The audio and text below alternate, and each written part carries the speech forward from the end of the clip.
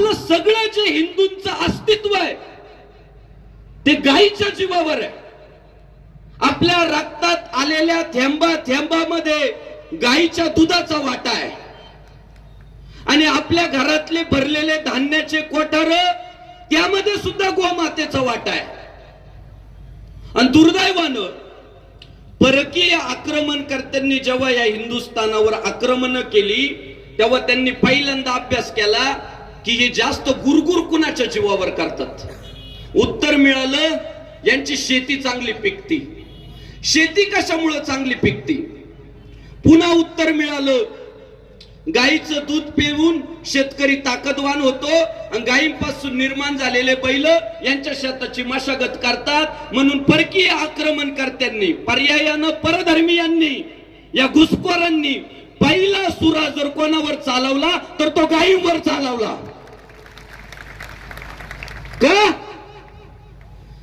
का गायीवर सुरा चालवला? एकमेव कारण होतं इथला हिंदू भिकारी झाला पाहिजे.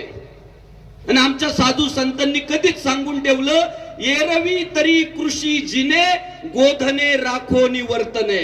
दादा आपल्याला जर हिंदुस्थानातली शेती जिवंत ठेवायची असेल तर आपल्या गोट्यामध्ये गायी असल्याच पाहिजे.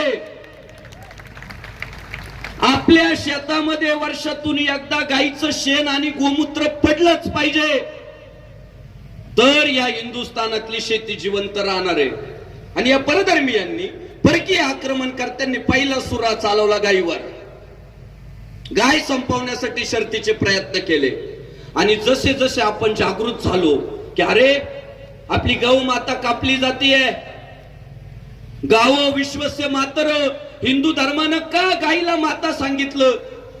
ती आपल्याला शेवटच्या श्वासापर्यंत जिवंत ठेवते, निरोगी राहण्यासाठी मदत करते, आपलं पालन पोषण करते. म्हणून हिंदू धर्मानं गायीला माता म्हणायला लावलं.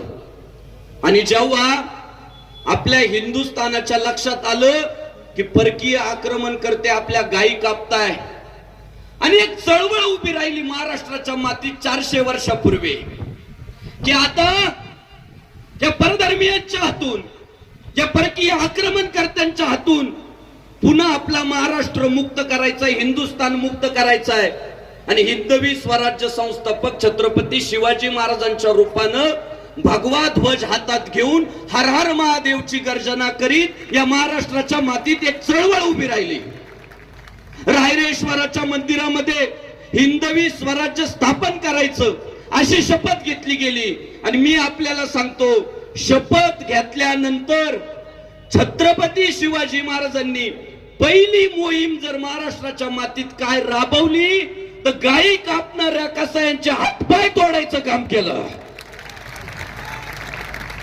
चौरंगे केले गायी कापणाऱ्यांचे आणि सहकार्यांना सांगितलं पोरांनो गायींचे रक्षण केल्याचे पुण्य बहुत आहे.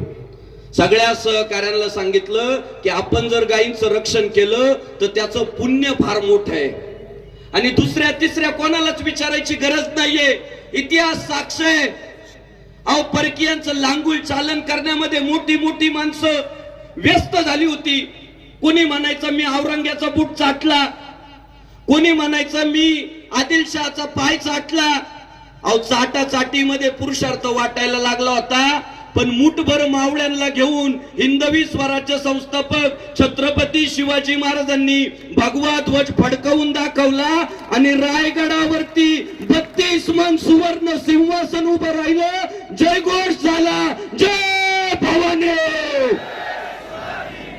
छत्रपती शिवाजी महाराज. सांगू मुठभर मावळ्यांना घेऊन कसं शक्य झालं? जे अनेकांना जमलं नाही ते शिवरायांना का जमलं? उत्तर एकच आहे, गायींचं रक्षण केलं ते पुण्य कामाला आलं. मी खात्रीनं सांगतो जो जो गायींचं रक्षण करल ना त्याला पराभव स्पर्श करू शकत नाही. हे आज आपल्यात हा टायगर येऊन बसलाय ना, मागच्या 4 दिवसापूर्वी फक्त अहिल्यानगरच्या एका रस्त्यावर गोमांस टाकून गेला कोणतरी व्यक्ती. या बाबांनी ना दुसऱ्या दिवशी अहिल्यानगर मधले 7 कत्तल खाने जमिनीत गाडून टाकले. हा दादा, हा हिंदू आहे हा.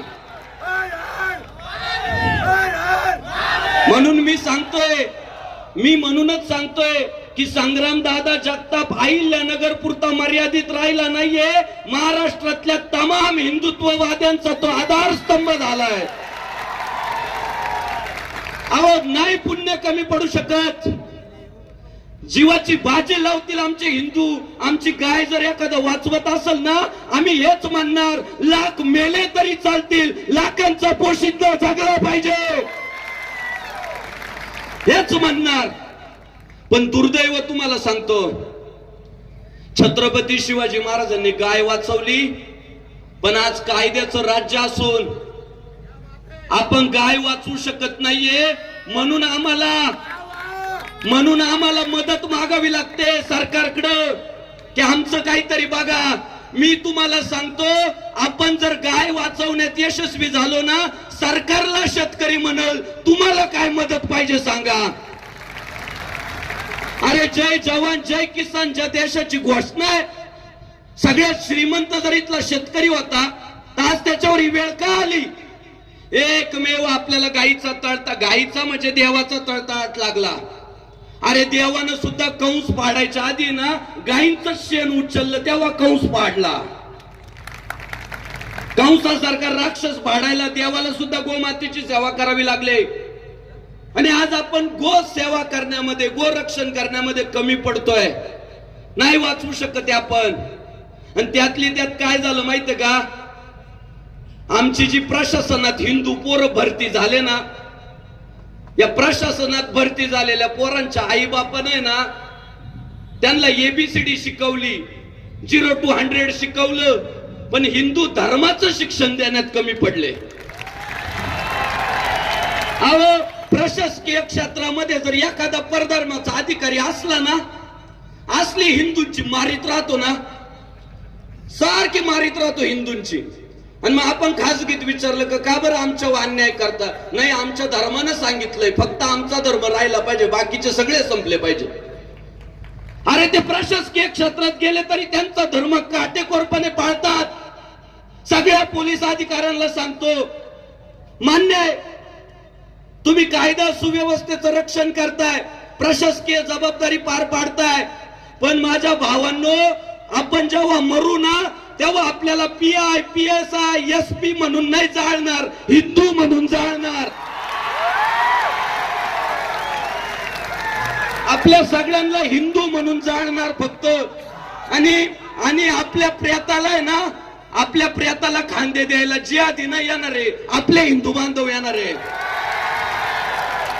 आणि ते तिथं आहे ना राम नाम सत्य आहे म्हणणार आहे. मी सगळ्या पोलीस अधिकाऱ्यांना सांगतो, तुम्ही जर गायीच्या तस्करीला हातभार लावला तर प्रामाणिकपणे सांगतो, घरात पैसा लय येईल, पण पुढच्या पिढ्या आहे ना अपंग जन्माला येतील.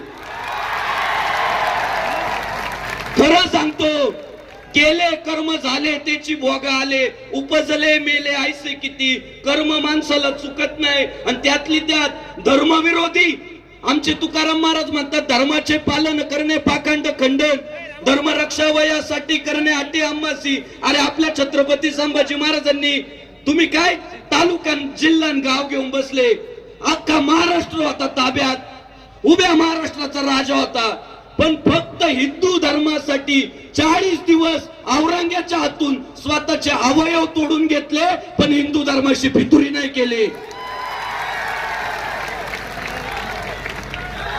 मी मागच संग्राम दादांना म्हटलो, एका दिवसात गो हत्या थांबल, एकाच दिवसात.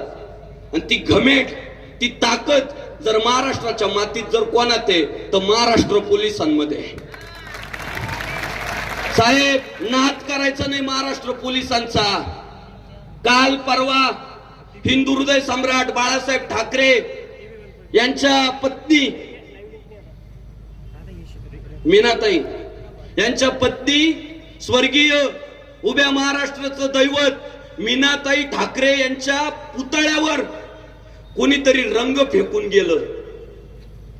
साहेब, महाराष्ट्र पोलीस काय करू शकतात तुम्हाला सांगतो. महाराष्ट्रभर बातमी पसरली, मीनाताईंच्या पुतळ्यावर कोणीतरी रंग फेकला. आम्हाला वाटलं आता कधी सापडल आरोपी, पण देवाचा फोन गेला. देवाचा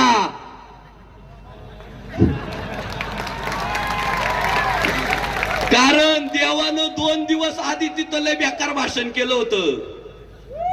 देवा टार्गेटवर गेला होता. देवाचं 2 दिवस आधीच मुंबईतलं भाषण लय प्रखर होतं, लय लागणार होतं, टोचणार होतं. देवाच्या अंगावर जायला लागला विषय. देवाचा एक फोन, पुढच्या 2 तासात आरोपी हजर. ही महाराष्ट्र पोलिसांची ताकद आहे. यांनी मनावर घेतलं ना, अरे कोणाची माय व्याली नाही गायला हात लावायचे.